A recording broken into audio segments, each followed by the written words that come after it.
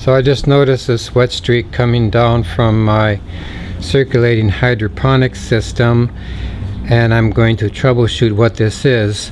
I've previously heard of a thing called damming, which can be in a restricted system like this. A root ball gets too big and causes water to flow out of the system. So that's probably the case here, and it's probably the case that some large plants that have been in there for a while have big root balls that are restricting the flow of water through the system. So what I've actually found is that one of my flex caps is leaking, possibly due to temperature changes or something. This should be an easy fix. So actually it's not the flex cap, even though I did tighten that, but it's the nozzle feeding this end of the pipe is backing up, which means that there's damming somewhere just down the line here. Now, that's not a huge amount of roots, although the combined effect of these plants could be causing that. It's an opportune time for me to go ahead and harvest this plant. Okay, so here's the plant next to it, also pretty good sized roots. I'm going to harvest this. These have been in for a month or two, maybe a couple of months.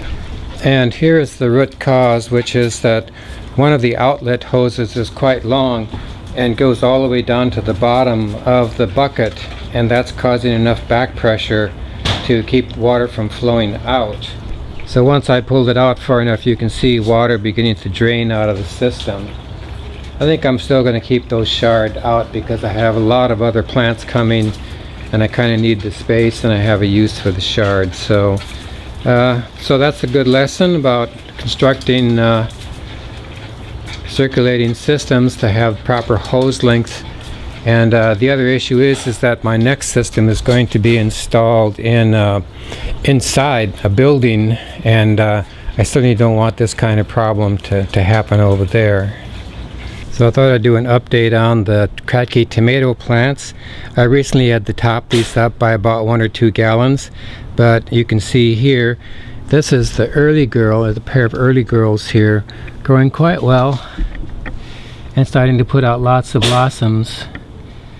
Frankly, as a commercial crop, I don't think too much of tomatoes because of this long period. You can get a lot of green crops in the time that it takes to get some tomatoes. And here are these are Siberians, I think, and so these are coming along as well. You can see some of the leaves showing some signs of age there, being chewed on by insects. I think that coloration might be pretty natural. Here's a nice fruit forming on that, and a bunch of things at the top. These Kratkys do not have aeration like some of the other ones, but I'm thinking about whether or not I can run a cord out here and get that put in. Okay, so here's a plant to keep in mind. This is the Calendula flower. I have read, but not actually done it, I've read that Calendula's flowers are edible and sell for a good price. Also, of course, Calendula is a medicinal plant. I actually use calendula oil to keep mosquitoes away. Here's a follow-up on doing microgreens in rows. Here you have a tray of kale. It's about a week old, and each of these rows was seeded with a ½ teaspoon of seed. I think that using less seed is probably better than more seed because the burlap substrate simply cannot handle more than a certain number of plants, and this is plenty of plants. I may even try ¼ teaspoon. And here we have a tray of alfalfa seeds. This might have been a ½ teaspoon, and this is about 2 weeks, so these are coming along fine.